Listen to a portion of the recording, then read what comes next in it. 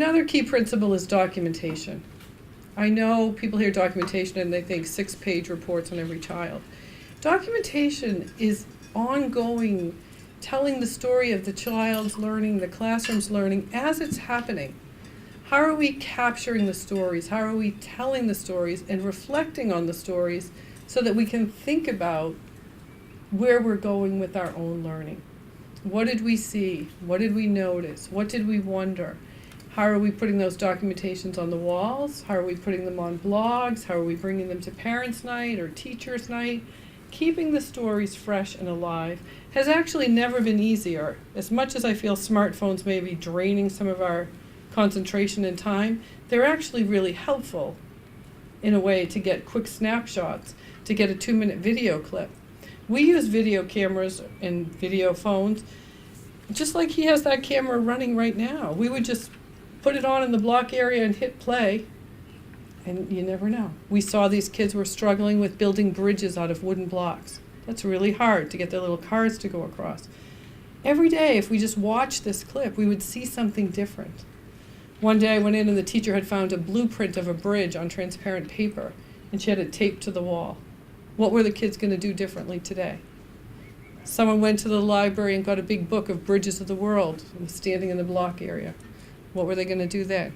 We notice, we observe, we document, we create new provocations for learning. It is so powerful. And I remember that the end of that, when the kids were really getting it together, one of our little 3-year-olds was up in the 5-year-old room laying on the floor watching the big boys, and he said, "If you keep doing that, they're going to fall off, you know." And the older boy looked at him and he said, "You should do this." They did it. It worked. And the older boy turned around and he said, "Cale, you're a genius." None of us saw this. We only saw it at the end of the day on the video clip. How do we talk about relationships, life skills, bridge building? We have to be capturing some of these moments in documentation. And we have to free ourselves up. I think some days we go through the whole hamster wheel of washing the counters and setting up this and doing that we're not present. If we're not present, it's very hard to document the work that's happening. Now, do those things have to be done? Of course they do. But they should not take every minute of our day. We should be shifting that time and energy into the work of the children.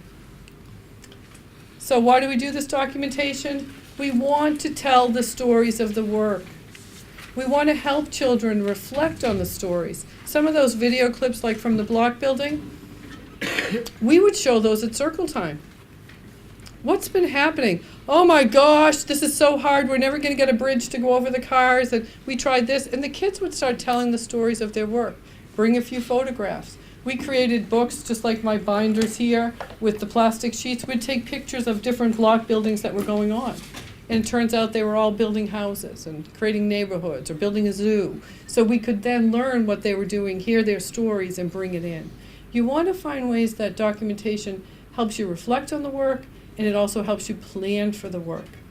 It also helps parents increase their awareness of the work. This little girl came to us from a Russian-speaking family who really felt strongly that if she spoke English before 4, she would lose her Russian. So they kept her out of school, and they kept her away from American television, and she spoke beautiful Russian. But she came into a 4-year-old classroom with no English. Well, did we know who she was every single day? What her mood was? Look at her. This is how she went out and about in her fairy outfit and her everyday different ensemble. She was able to draw. She was able to express herself. They were working, and this is a very interesting project, but on our property they were building a new barn for the maintenance facility.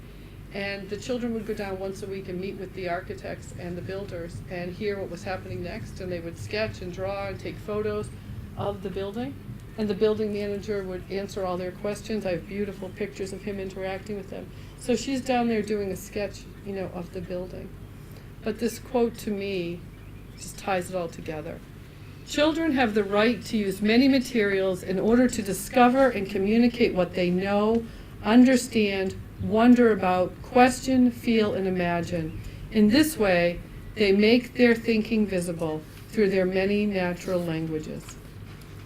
She didn't need to speak to us. her thinking was very visible. And when she felt safe and respected and valued, what happened to her language? Right, I mean, she almost went from no English to fluent English. It was amazing how quickly she was able to communicate once she felt safe to start having those conversations with us. So we want to create that safety, and we want to create ways that children can express themselves and share their worlds with us.